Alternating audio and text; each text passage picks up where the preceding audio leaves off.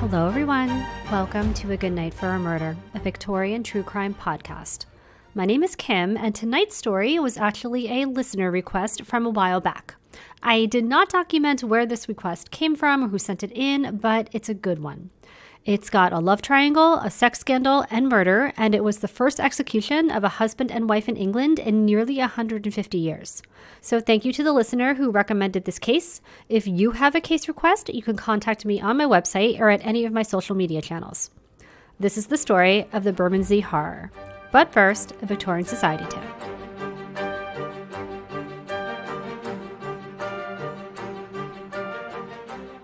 Later on in our story, you'll hear about how what one woman wore to the gallows supposedly caused that style of dress to go out of fashion for decades.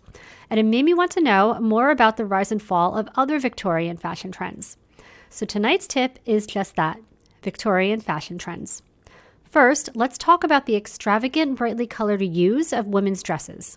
Vibrant reds, oranges, and more were all around before the Victorian era, but they were mostly derived from natural sources like plants and crushed insects and had to be imported from Brazil or other locations. So they were really only for the wealthy. In 1853, though, British chemist William Henry Perkins developed one of the first aniline dyes. It was a deep, rich purple, and they called it mauveine. At the time of the discovery, he'd actually been working on a cure for malaria. He did continue the malaria work as assigned, but started working on this dye project on the side with his brother. A cure for malaria wouldn't come about until nearly 100 years later, but in the meantime, Perkins' work did pave the way for a variety of purples, magentas, yellows, blues, and pinks. Now, as brighter dyes became easier to produce, more and more lower-class people were able to wear them. Soon, they were starting to wear colors that were similar to the upper class and royalty, and we could not have that. So, upper-class citizens started wearing paler shades, until those styles started to trickle down as lower classes emulated the upper crust, and then brighter colors were adopted again. And around we go. Obviously, like today, it's clear that the rich and famous were the trendsetters. But where were the Victorian trendsetters getting their fashion advice from? The answer is Paris. In 1860, clothing designer Charles Worth created styles for the French Empress Eugenie, Empress Elizabeth of Austria, and Queen Victoria. Charles Worth is known today as the father of haute couture, or the father of high fashion. Now, thanks to the advent of the printing press, sewing machine, and paper patterns, distributing catalogs and mass production of clothing really made changing fashion trends accessible to many levels of society. Another trend that rose rapidly during the Victorian era was the use of fans. This, again, originated out of Paris, where fan maker Jean-Pierre Duverroy published a leaflet titled The Language of the Fan.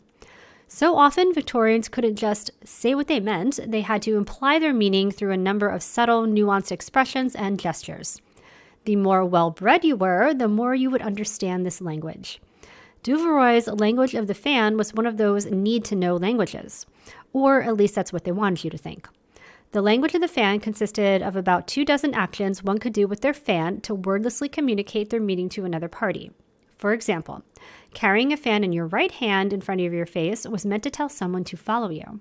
Carrying it in your left hand in front of your face meant you were desirous to make someone's acquaintance. Touching your left ear with your fan meant you were telling someone to go away. Drawing a fan across your forehead meant to say, "You have changed," and so on and so forth. I'll share the full list on Instagram and the episode blog on my website if you're interested in the entire list. Now, this was really just good marketing to sell more fans, but it worked.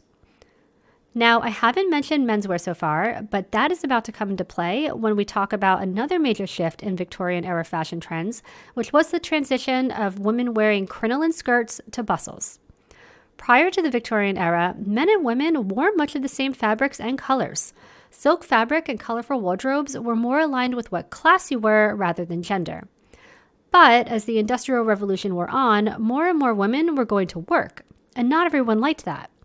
Many thought a woman's place should be in the home, and as a result, this shift began to occur where they started making women's clothes out of lighter, more delicate fabrics that were suited for homemaking, and men's attire became more sturdy and rugged, meant for working outside the home. Now, as this shift was happening, the influence of the male gaze began playing more and more a part in women's fashion. And crinoline skirts that created an evenly distributed bell shape started to fall out of favor for bustles that created, quite frankly, the illusion of a large posterior.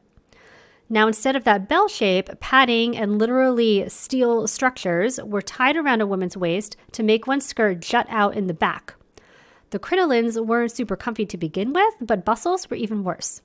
They were nearly impossible to sit in, and the medical community came down on them pretty hard. Despite this, bustles persisted until about the 1910s, when long-line corsets stepped in to achieve the desired dress shape, though the 1920s finally put an end to those, as well as, by now, long-gone bustles and crinolines.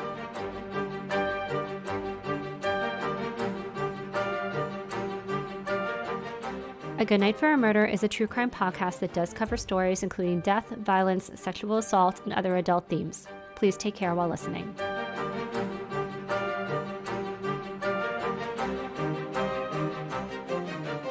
We'll start our story with Marie Laveau, who was born in Lausanne, Switzerland in 1821. The 1849 work, The Progress of Crime, or Authentic Memoirs of Marie Manning by Robert Euish, did paint a colorful picture of her early life in Switzerland and later life in England, but know if you happen to run across this account of her life, it's entirely false. Euish apparently wrote one good book on beekeeping, then turned his attention to writing historical biographies of famous people and events. However, pretty much everything he wrote was made up just to increase book sales. The truth is, we don't actually know anything about Marie's life before about 1843, when she entered into domestic service as a lady's maid for a Lady Anna Polk in Halden House in Devon, England. By 1846, Lady Polk had passed away, and Marie found work again as a lady's maid, this time for Lady Blantyre of Stafford House, today Lancaster House, in London. Now, the fact that these houses have names, meaning they're actually small palaces, and her employers are all titled Lady So-and-so, should tell you that Marie has been fortunate enough to find herself working not only for the upper crust of society, but for nobility. And this affords her a lot of opportunities to travel and interact with many above her station. She'd even met Queen Victoria. Her engagement with the Polks and the Blantyres allowed her to wear expensive clothes, have nice jewelry, and eat fine food. No one is quite sure when, but it's likely somewhere in this 3-year period that Marie made the acquaintance of Patrick O'Connor. It's commonly reported that they met on a ship traveling to France. O'Connor was a solid 20 years older than Marie, but he was wealthy. One source described O'Connor as, quote, a crooked customs inspector who combined smuggling with money lending to lucrative results. Despite the age gap, Marie could not resist his charms, or perhaps the allure of his bank account, and the two struck up a romantic relationship. The relationship remained casual, however, mostly letter writing and the occasional visit whenever O'Connor found himself in the neighborhood. His work kept him busy traveling after all. Plus, Marie had other suitors, namely a man named Frederick Manning, who she had met in 1845, about a year before entering into Lady Blantyre's service. Fred was employed as a railway guard. Not a particularly well-paid job, but respectable nonetheless. Plus, he was about the same age as Marie, only 3 years older. A year or two into the relationship, Fred proposed to Marie, and now Marie had a decision to make. For the better part of the past 4 years or so, she'd been working on getting a proposal from Patrick O'Connor. Marie weighed her options. Patrick O'Connor was the wealthier of the two men, and this was important to her. In her position as a lady's maid, she'd grown accustomed to fine things. And although we know nearly nothing about her upbringing, it's safe to say she did not come from wealth. She worked her way up to the position she was in, and she wasn't about to go back to her modest beginnings. It was obvious that Patrick would be able to provide the lifestyle she wanted. However, he was 20 years older than her and was said to have had a drinking problem. Fred, on the other hand, was her age and is often described as having a weaker character than Patrick, meaning it would be easier for Marie to wear the pants in the relationship, so to speak. So in this case, the weaker character was a plus for Marie. However, Fred was not wealthy. To try and sway Marie in her decision, Fred shares with her that yes, while he is making a modest salary at his railway job, he is poised to inherit a large sum of money from his aging mother when she dies. And this, plus her desire to kind of punish Patrick, makes her decision for her, and she and Fred are married on May 27, 1847. Shortly thereafter, though, Fred is fired from his railway guard job. The nature of the dismissal was never disclosed, but it's rumored that there was some sort of robbery that Fred may have played a part in. While there might not have been enough evidence to prosecute him, the company still saw fit to fire him on suspicion. The couple moved back to Fred's hometown of Taunton and opened an inn and pub. The honeymoon period of their new marriage didn't last long, however. Fred is said to have immediately started having affairs. Likewise, when the stress of their marriage became too much, Marie would go and stay with Patrick. Shortly after her marriage to Fred, Patrick had written her a letter informing her that he had been on the cusp of proposing to her and was saddened that he missed his chance. No one really believes this is true. Most think it's just a thing Patrick said to push Marie's buttons and stay under her skin. But either way, he made it plain that even though she was married, he still wanted to remain involved with her. And involved they remained, with Fred's blessing apparently. You heard that right. For whatever reason, Fred was reportedly not only aware, but openly allowed his wife to continue on her relationship with Patrick O'Connor. Fred and Marie Manning would find themselves facing a new challenge, though, when on New Year's Day in 1849, someone robbed a Great Western train traveling from Plymouth to London. The next day, another train was hit on the same line traveling the opposite direction. The investigators found grappling hooks in the car, which was evidence that whoever did this had already been on the train.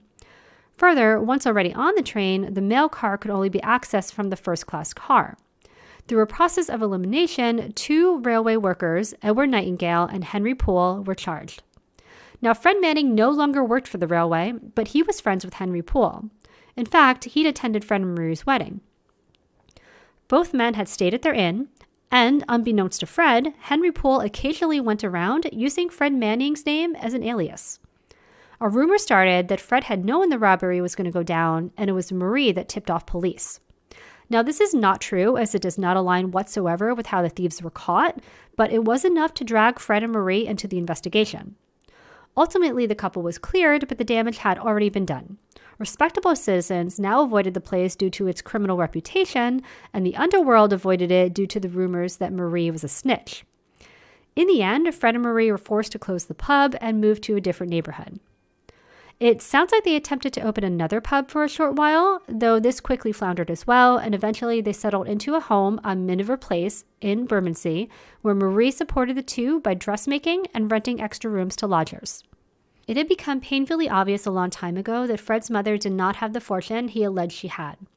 It was at this point that Fred took a bit of a downward spiral and spent his days drinking when he should have been out looking for work. His marriage was on the rocks now more than ever, but Fred did not care. In fact, Marie no longer even had to leave the house to carry on with Patrick. He came right over to the Manning residence while Fred was there. In fact, he regularly dined with the couple in their home. Maybe Fred, Patrick, and Marie all dallied together. Who knows? Sounds like it could have been the case. Despite the three keeping seemingly amicable company, Fred and Marie Manning start to wonder, can they exploit this relationship with Patrick? He still is quite wealthy after all. And the two of them come up with a plan.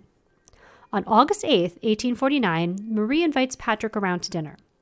Patrick brought a friend along, and Fred and Marie are happy to oblige. However, Marie lets him know that she'd been hoping to spend some time alone with him after dinner. Wink, wink.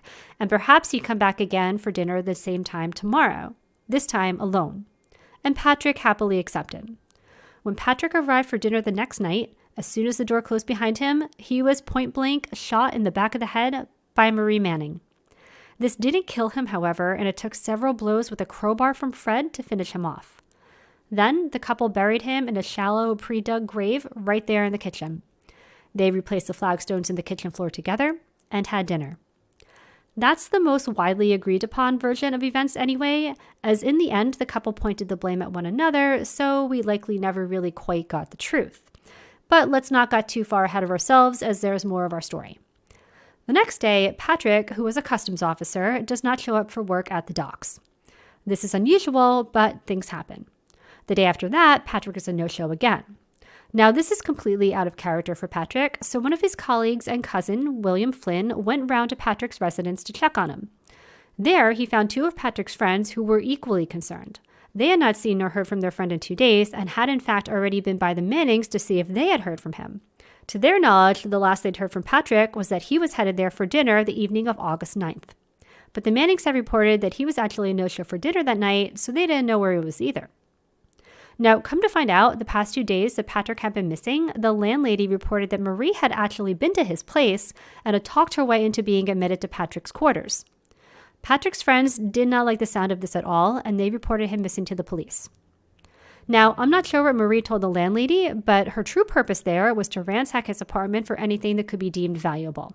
She stole money, railway shares, and likely anything else she could pocket that was worth anything. But after the police came knocking on their door inquiring about Patrick O'Connor, Marie got spooked. She immediately booked passage to Edinburgh and fled the country, leaving Fred to fend for himself. Fred ended up selling all of their furniture in their home and fleeing as well. The reasons reported for this are mixed. While Marie robbed Patrick, it might have been Fred's job to coordinate the furniture sale so they could make a clean escape together. Or, realizing the dire situation they were in, he had tried to sell the furniture behind Marie's back to raise the funds he needed for his own escape. Or he realized Marie had abandoned him and concocted the furniture sale as plan B for his own escape. Whatever the case, once police realized Fred and Marie were gone, they grew even more suspicious of the couple and used this as reason to search the property. Now, it took them a few days of searching the house and even digging up the back garden, but finally, they noticed the floor is a bit soft in one corner of the kitchen. So they pull up the flagstones, and there they find the body of Patrick O'Connor. So now the hunt is on for a murderer.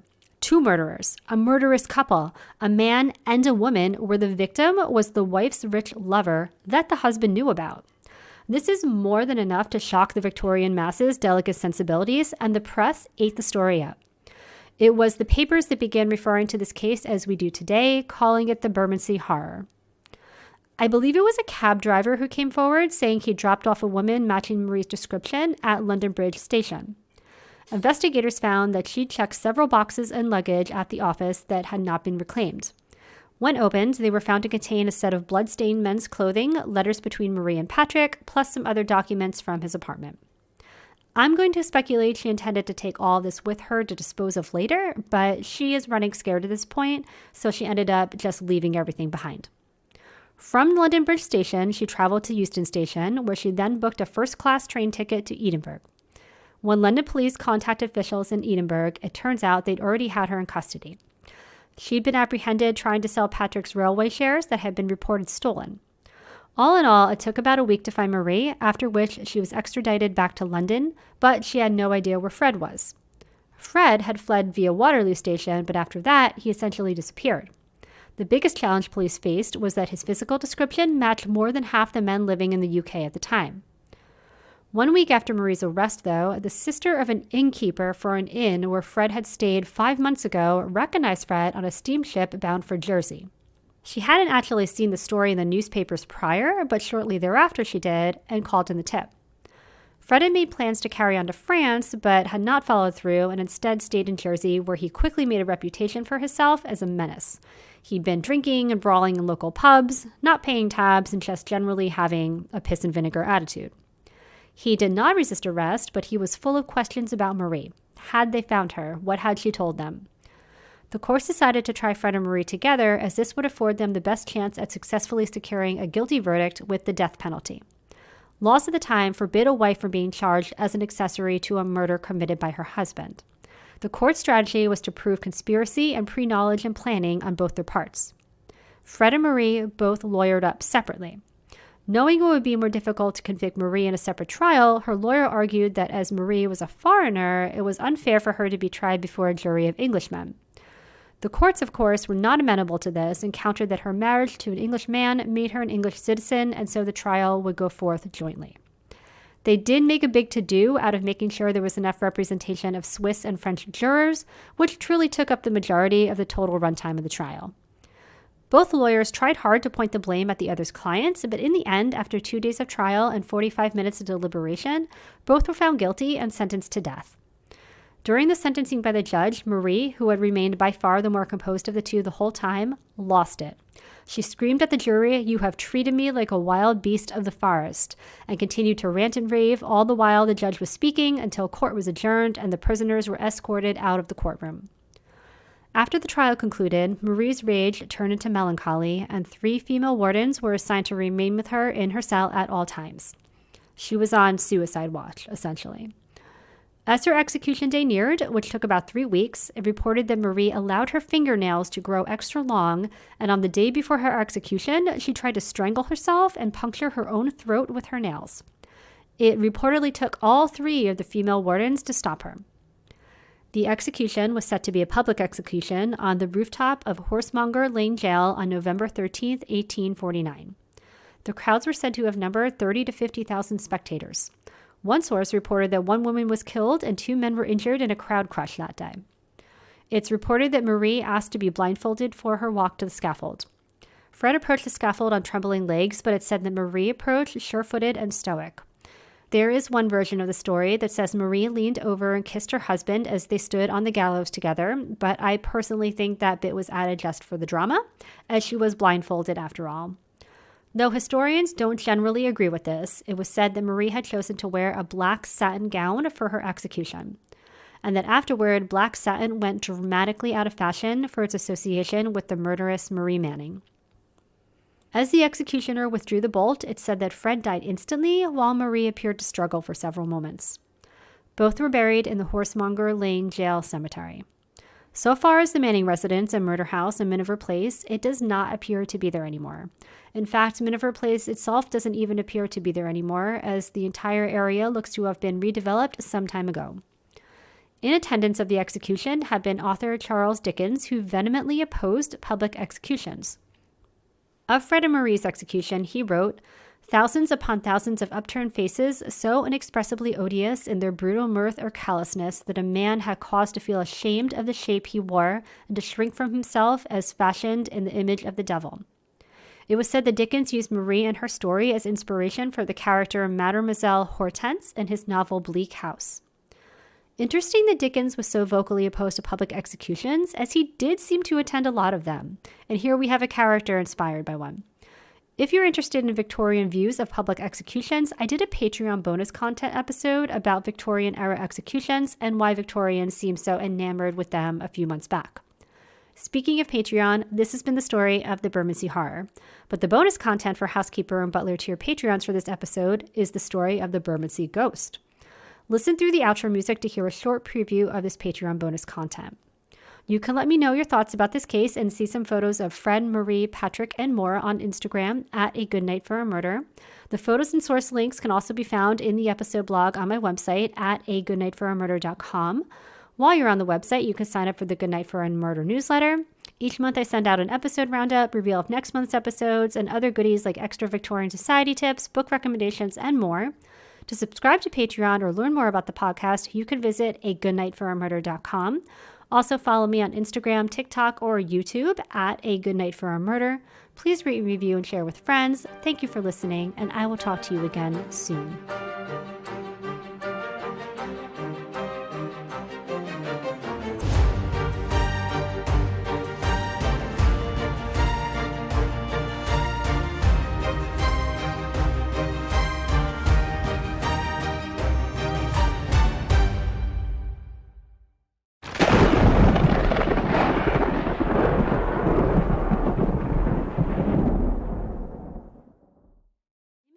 And to accompany episode 33 about the Bermondsey Horror, I'm going to tell you about the Bermondsey Ghost. So apparently Bermondsey is very haunted. You can find plenty of books and podcasts that have compiled multiple ghostly encounters of the Bermondsey area. But because A Good Night for a Murder often likes to walk the line between a good Victorian ghost story and true crime, there is one Bermondsey ghost story that I want to share with you in particular. It begins at the Bacon residence on London Street in Bermondsey. Charles Bacon worked as a dock laborer and carman, which was like a delivery driver. When he was about 21, he married Rachel Ball, and they had 7 children together.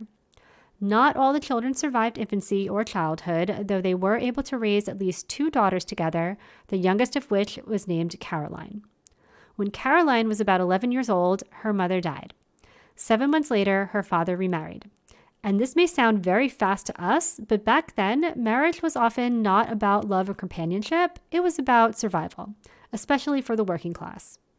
It's likely Charles needed 2 incomes in order to keep his house and provide for his children. So he married Sarah Tuckey. And Caroline had a very hard time accepting this. She grew sullen and resentful of both her father and her new stepmother. Caroline's sour behavior continued in school as well, where she was regarded as bad.